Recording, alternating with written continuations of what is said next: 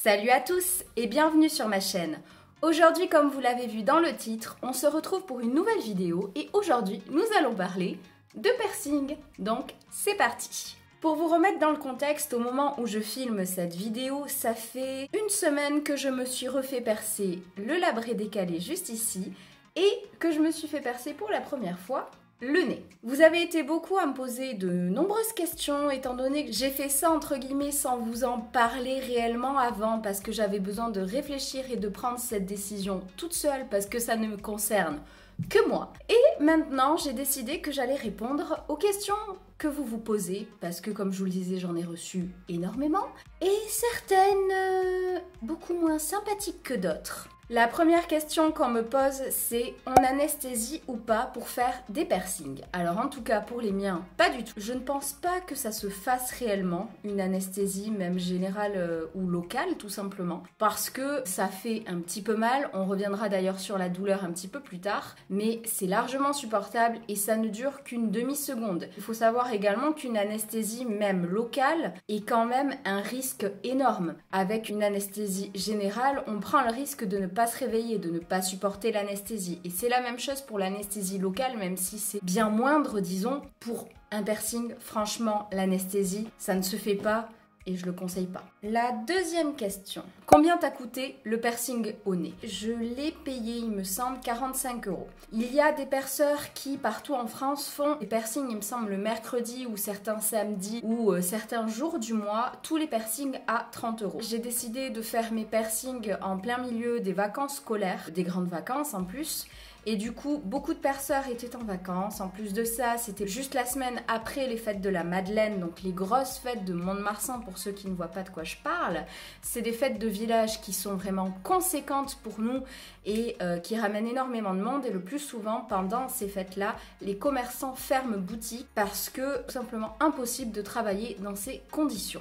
Du coup, je n'ai pas pu aller au perceur auquel je voulais aller, mais je suis tombée sur une équipe tout simplement magnifique qui ont été adorables de A à Z. Donc ça ne m'a pas dérangé outre mesure de payer 15 € de plus pour celui-ci et pour celui-ci aussi du coup. J'en ai eu pour 90 € les deux. Je sais ça peut paraître énorme, mais je préfère payer un petit peu plus et être sûre que ce soit fait correctement, que le perceur connaisse réellement son travail, que les normes de sécurité et d'hygiène soient respectées, parce que comme pour les tatouages, les piercings ont des mesures d'hygiène et de sécurité à avoir étant donné qu'on perce avec une aiguille qui doit être du coup stérile, le tatoueur doit avoir des gants, etc. Donc au moins j'étais sûre en allant là-bas que tout serait respecté et que je n'aurais du coup pas de problème ensuite. On m'a ensuite demandé « tu n'as plus la boule à la bouche ». Donc pour ceux qui ne voient pas de quoi elle parle, ici j'avais une boule qui était en argent du coup et il y a 2 jours, tout simplement en sortant de la douche, je l'ai perdue. Pour ceux qui ne voient pas comment c'est possible, en fait, si vous voulez, je vous mets la première partie du piercing pour le labret décalé ici et la deuxième partie ici. Pour la deuxième partie, tout simplement, vous pouvez choisir de mettre ce que vous voulez. Et sachez une chose, je vais en changer régulièrement parce que j'adore ça. Et je trouve ça sympa de pouvoir changer comme des bijoux, les piercings, tous les jours, comme j'en ai envie. Donc ne vous habituez pas au pic noir, il va changer également sous peu. C'est juste que normalement, le premier mois de cicatrisation, vous êtes censé garder la barre que le perceur vous donne et du coup le bijou qu'il y a au bout. Mais malheureusement, je l'ai perdu. Et si je savais où je l'avais perdu, ben, je ne serais pas perdu. Est-ce qu'un piercing au nez, ça gêne quand tu te mouches? Premier temps, je vais pas vous mentir, c'est assez particulier. Il faut juste avoir l'habitude de le faire correctement sans tirer ici, mais franchement, on s'habitue très très vite. Le seul problème, c'est la première semaine. C'est pas que c'est douloureux, ça gêne un petit peu, donc vous n'osez pas trop appuyer non plus. Mais franchement, ça va. C'est pas non plus un truc insurmontable. Quand je me mouche, j'y fais même plus gaffe. Donc franchement, au final, ça gêne la première semaine, mais après, pas d'inquiétude, ça ne gêne pas. En tout cas pour ma part. Est-ce qu'une fois que tu as un piercing, tu as envie d'en refaire sans arrêt comme une addiction? Je dois vous dire que pour ceux qui n'ont jamais été tatoués ou percés, quand on se fait tatouer, une fois qu'on a compris la douleur, qu'on a vu que ça ne faisait pas aussi mal que certains le disent, même s'il y a des parties beaucoup plus douloureuses, il y a des gens qui sont beaucoup plus sensibles. Une fois qu'on a passé le premier cap, disons, on se rend compte que c'est beaucoup moins douloureux comme je vous le disais. Et du coup, c'est bien plus facile d'y aller, on a beaucoup plus d'idées. Les piercings, c'est environ la même chose. Vous avez peur au départ de la douleur et en fait, vous vous rendez compte que c'est pas si douloureux que ça. Est-ce que c'est dur à entretenir? Un piercing, il faut savoir que comme un tatouage, comme je vous le disais, ça demande des normes d'hygiène. Donc, il y a un suivi à faire. Pour répondre à ta question, non, c'est vraiment pas compliqué à entretenir. Je vous fais le détail pour une autre question juste après. Est-ce que ça fait mal? Avant toute chose, il faut savoir que ce piercing-là, je me le suis fait percer déjà 2 fois. Je l'ai fait il y a environ 10 ans. Je l'ai gardé, il me semble, 5 ou 6 ans. Et ensuite, je l'ai enlevé. Il s'est donc rebouché. Donc, pour le réavoir, il a fallu que je le fasse repercer. La première fois pour celui-ci, j'ai eu un petit peu mal. C'était pas une douleur aiguë. C'était un léger picotement, juste une simple pression. Et après, ça disparaît au fur et à mesure. Là, pour la deuxième fois, je dois bien l'avouer, Léa, une amie à moi qui m'a accompagnée pourra vous le certifier, je n'ai absolument pas bouger d'1 millimètre. Pour ici, ça a fait un léger picotement quand même. Vous sentez qu'il y a quelque chose qui se passe. Ça active, je ne sais plus, le lacrymal, Bref, je vous mets le mot que je vais utiliser juste ici parce que j'en ai marre de batailler à trouver mes mots en vidéo. C'est la galère à chaque fois. Et du coup, on finit par pleurer. C'est pas parce que vous avez mal, c'est juste que ça touche le nez et du coup, les yeux se mettent à pleurer. C'est normal. Mais sachez une chose, il y en a énormément qui vous disent que c'est un piercing qui est très douloureux. Franchement, ça va. Franchement, j'ai connu bien pire dans ma vie. Après, je suis pas une fille qui est particulièrement très douillette non plus. À quoi servent les piercings? J'ai envie de te répondre pour cette question par une autre question. À quoi servent les tatouages? À quoi servent les boucles d'oreilles?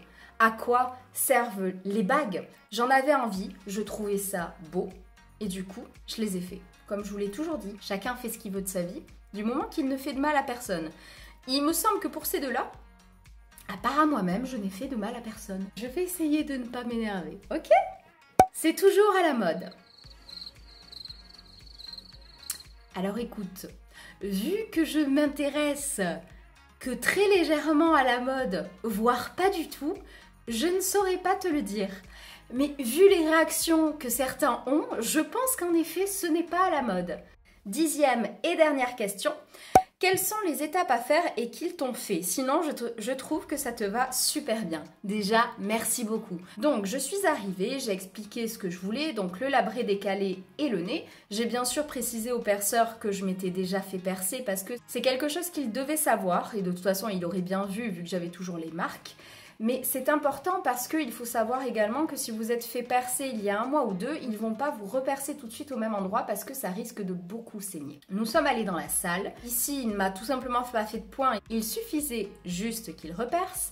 Et ici, il m'a fait un petit point au stylo pour me montrer où ça allait. C'est un petit peu la même méthode pour ceux qui se sont fait percer les oreilles. Ils font un petit point au stylo pour eux avoir une aide. À savoir que pour celui-ci et pour celui-ci, il y a 2 méthodes. Vous pouvez vous le faire bien plus près de la lèvre comme je l'ai fait ici et bien plus près de la narine, tout simplement si vous voulez mettre un anneau, ce qui est mon cas à un moment ou à un autre, je le sais, je vais finir par mettre un anneau ici ou là. Et si vous ne voulez pas mettre d'anneau, il vous le perce un petit peu plus loin. Voilà. Donc déjà, il m'a posé ses questions, il m'a fait le petit point ici, je lui ai dit que ça m'allait. On a commencé par la lèvre parce qu'il savait très bien que c'était ce qui allait me faire le moins mal. Il a préparé ses outils, la prothèse, il m'a fait faire un bain de bouche pour tout simplement désinfecter. Il a percé, il m'a remis le bijou. On est ensuite passé au nez, donc ça a été environ la même chose. Il m'a bien désinfecté la zone et il a aussi percé. Une fois qu'il m'a mis le bijou, tout était bon. J'ai payé, il m'a expliqué les soins et je suis partie. Pour les soins, rien de bien compliqué. Pour ici, il faut évidemment bien se brosser les dents après chaque repas, simplement pour éviter qu'il y ait de la nourriture qui se coince dedans et qui infecte le tout. J'avais également des bains de bouche à faire et ensuite, 2 à 3 fois par jour, il fallait que je nettoie ici et donc ici au savon ou au désinfectant sans alcool. J'ai tout simplement utilisé du savon parce que c'est bien plus efficace et bien plus simple. Rien de bien compliqué en somme, il faut juste éviter de trop les toucher les premiers jours tout simplement parce que déjà ça va vous faire mal et ça risque d'inflammer la zone. La partie question est finie, maintenant je voulais juste revenir sur un petit détail parce que c'est quelque chose comme vous l'avez vu qui a tendance un petit peu à m'énerver. Je suis une femme qui n'aime pas être dans la norme. Je trouve ça ennuyeux qu'on se ressemble un peu tous. C'est quelque chose qui a toujours été mon cas. J'aime être complètement en dehors. Je sais que pour certains, le coup de mes piercings a été un petit peu une bombe, j'ai l'impression. Mais sachez une chose, Vous faites ce que vous voulez. Chacun fait ce qu'il veut. Jamais je ne me permettrai de vous juger pour ce que vous faites du moment que vous ne faites pas du mal à quelqu'un. Les tatouages sont rentrés dans la norme. Un tatouage, c'est quelque chose de définitif. Un piercing, vous en avez marre, vous pouvez l'enlever. Certes, vous aurez une petite marque et encore, si vous mettez de l'argile verte, faites exactement ce qu'il faut pour vous débarrasser d'une cicatrice, vous n'aurez plus de marque. Vous voyez ce que je veux dire? Permanent et on ne juge pas, pas permanent et on juge. Deux poids, deux mesures, je trouve. Bref, vous savez ce que j'en pense, j'ai répondu à vos questions. J'espère que cette vidéo vous a plu. Si c'est le cas, comme d'habitude, n'hésitez pas à mettre un petit pouce bleu. Vous pouvez me suivre sur les réseaux sociaux, vous abonner à ma chaîne. Et pour le reste, je vous dis à très vite dans une prochaine vidéo. Salut!